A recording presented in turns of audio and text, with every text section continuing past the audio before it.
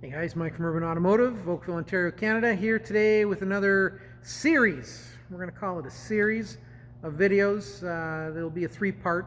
This is the first part, has to deal with maintenance on vehicles and the importance of.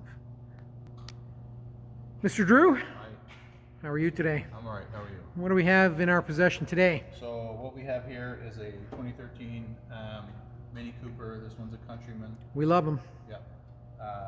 Now, the importance of regular maintenances. I know the manufacturers say you can stretch it out 15, 20, 25,000 kilometers in oil changes and all that.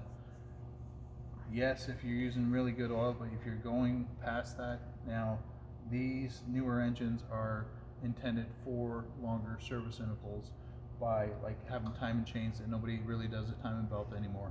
But these timing chains and all that, they have little oilers in them that shoot oil down onto the belt or down onto the chain in the engine here. These have valve timing solenoids that help adjust the cam timing of this, all to try to get the most power that you can out of these little engines and all that. And it's great because you drive them, they're like a little rocket, but you need to properly take care of them. In this case here, we have several issues with this vehicle. It's got some valve timing solenoid codes. Valve timing solenoids are sticking, probably getting gunked up, but the biggest problem that we've got in this one here, this is a gasoline engine, and we're going to start this thing up right now, and you're going to hear that it sounds more like a diesel. I meant to say, in most cases, doing valve timing solenoids and resetting the code is the solution. Yes. Unless it gets this bad. This has an underlying issue. Claire, go ahead and fire her up.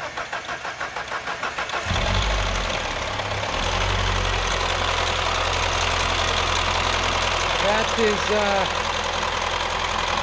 concerning. Thank you, Claire. So this is not a diesel engine, but with the stethoscope, like obviously initially we take the belts off to make sure it's not a belt or an accessory drive or anything like that causing these other issues, because sometimes that can be the case. But stethoscope around the front, even with just feeling, you can feel that timing chain slapping around. So chances are more than likely have, you know, a stretch belt or possibly a damaged guide. Probably some lifter noises and that in here. Yeah, so we're basically going to be pulling the valve cover off this, having a closer look at it, but ultimately, with the age and the mileage of this and the cost How many repairs, kilometers on it? I think we're probably around the 160, 180 mark on this one here. But yeah, more than likely we may be looking for a low kilometer donor engine on this one. I believe we've already sourced one, and it'll be here shortly, and that'll be our next video. Wait for part 2. Yay. Urban Automotive, safety first. So, if you've got a Mini Cooper and it's starting to sound like this, hopefully it doesn't, but if you're hearing any kind of engine noise that's new, definitely get it to a mechanic and One little tip, have them check it out. oil changes are cheaper than engines. That's a good tip. It's a good tip. Have a great day, guys. We'll talk to you in the next video.